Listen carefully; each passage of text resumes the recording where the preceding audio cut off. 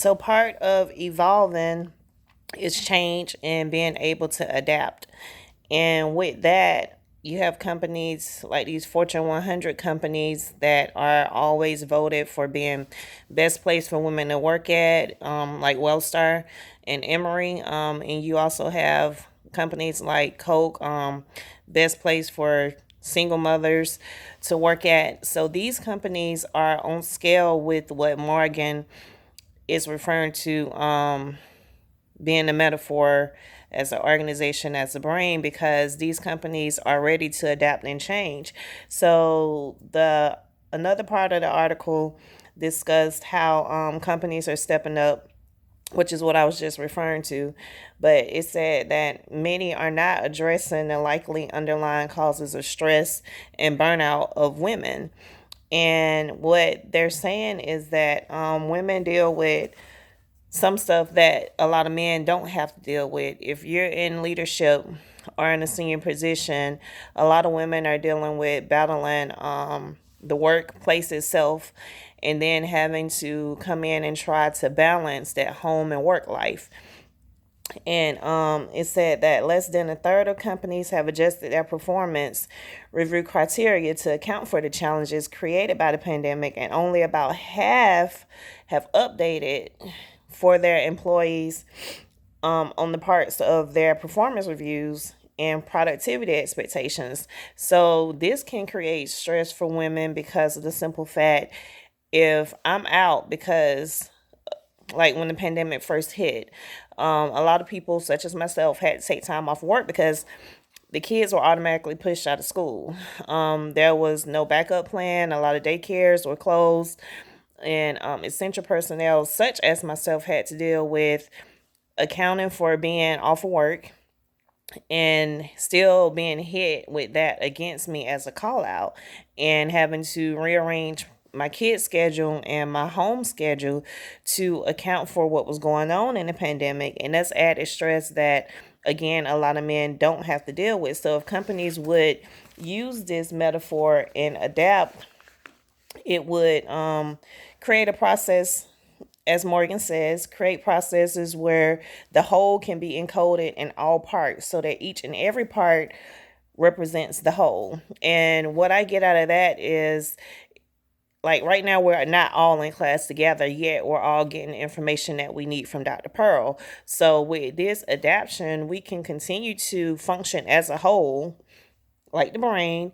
but be at a point where we're in separate places and doing separate things, but still coming together for the common good of the workforce, if that makes sense.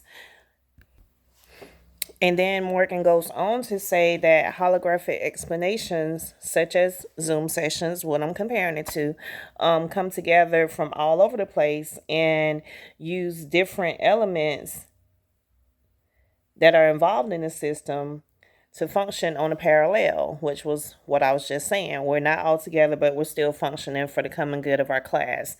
And it says that generate signals, impulses, and tendencies that make contributions to the functioning and character of the whole. So I'm contributing my part with my review analysis of my article, and the rest of my team members or my colleagues will come in and they'll contribute their part from wherever they are. And then Dr. Pearl will come and she'll grade our subjects or our topics, and we'll be together as a whole class, even though we're not in the same class together right now physically. So comparing that to the function of the brain, comes to play with what's going on in the pandemic of the workplace. My article also discussed, I'm sorry, it was a long article, but it said that with this, women are working double shift and sometimes triple shifts. Now, women and mothers in particular are taking on an even heavier load than men, and women are 3 times as likely as fathers to be responsible for everything going on in the household, the child work, the work, and caregiving during the pandemic. And it said because of this, companies are at risk to lose women in leadership in the workplace. And that isn't a good thing because women account for more than 50% of the good things that happen in most organizations, meaning that our contribution to any workforce is valuable. So, with that, I was looking and reading through our material, and what Morgan says is, how can one design complex systems that are capable of learning in a brain like way? So, to me, how can we adapt to what's going on with the pandemic and be more inclusive to the needs of women in the workforce so that we're not losing out on the valuable contribution that women in leadership make in the workforce?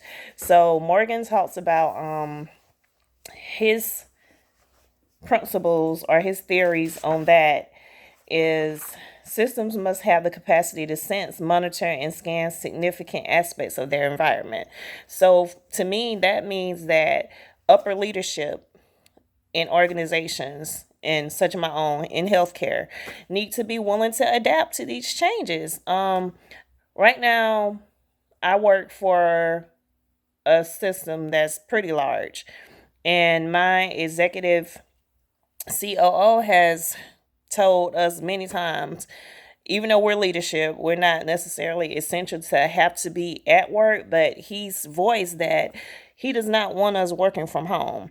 So to me, that's taking away the contribution that we bring to the team, or is overworking the women in the workforce. And when I say women, I'm not necessarily meaning female. I guess I should say caregivers, because some men are single parents, and some men, have custodial kids, and they're the only caregivers in the home. So when you put people such as that, but the article pertains to women, if you put women in a situation where they have to choose between the workforce and the home that they care for, then you're taking away from the organization because you're missing out on the valuable contribution of that woman in your organization. So, like Morgan says, the system must, first of all, be able to sense that it's a problem. I've gone to my team numerous times and said, hey, I need to make sure I can separate home and work. That's just me. It's always been me. But with this pandemic, it's even more me because I need the separation. So when you're not willing to allow them to work from home, allow women to work from home, or you're not willing to allow the time away from the workplace, it creates burnout. So if upper management isn't sensing that burnout, it's a problem. Morgan then goes on to say that they must, and I'm on page 82, you guys. I think my chapter runs from about page 70 to 110. It's a lengthy chapter also. Most of these chapters are lengthy. Dr. Pearl stated that they're hard to read. I agree. But anyway, back to what I was saying. The organizations must be able to relate the information to the operating norms that guide system behavior. And again, they must be able to, one, as he said, sense that there's a problem, which in this situation in the article, the problem is the pandemic has caused burnout. The pandemic has given reason that a change is needed for the workforce, even if it's more people working from home or some kind of adaptation so that women aren't burned out in caregiving, homeschooling, and working. Morgan also said that they must be able to detect significant deviations from these norms. This is not normal. Everything that's created within this pandemic has not been normal. So we need organizations that realize this and enforce change so that they can continue to function and grow and make money as a business while they're creating the opportunity for adaptation for their employees. And lastly, he says they must be able to initiate corrective action when discrepancies are detected. So again, discrepancy, pandemic, initiate corrective action. To me, that would be implement programs so that people have the sources and the capability to work from home and to not be burned out and to continue to be in the workforce. So Morgan goes on to say that when you have this type of metaphor in your organization, that there's always a con to it. Excuse me. And the con, or one of the cons that he talked about, was that managers are reluctant to trust self-organizing processes among their staff and to truly let go. So I see that in my workforce because to me, I feel that our CEO, our executive CEO, doesn't trust that we'll actually do the work that we need from home, or that we're capable of being able to work from home. And it's kind of a control issue. And I'm at the end of the chapter now. I'm talking about the cons of it. If you look on page 114, he says that this hierarchy must be allowed to emerge and change as different elements of the system take a lead in making their various contributions. So, with that being said, you're missing out if you're not changing. You're either going to lose valuable employees, such as women in your workforce, or your company is going to go downhill because they don't have it. And it's just that plain and simple to me.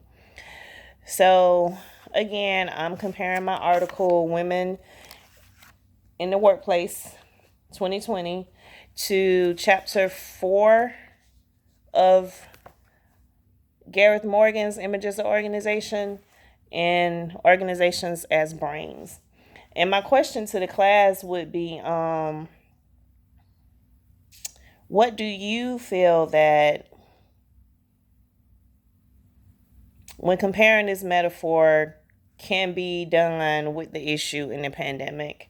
I focused on using the brain as a holograph, or that portion of what Morgan talked about.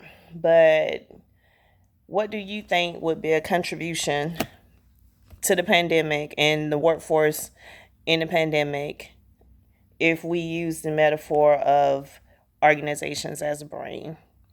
Thanks.